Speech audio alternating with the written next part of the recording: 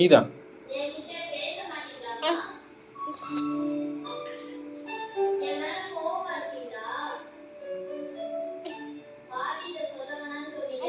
யார் இது? Hello madam, யார் இது?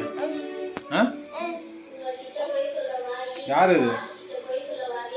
ஹலோ மேடம், ரிஷி மேடம், இங்க பாருங்க.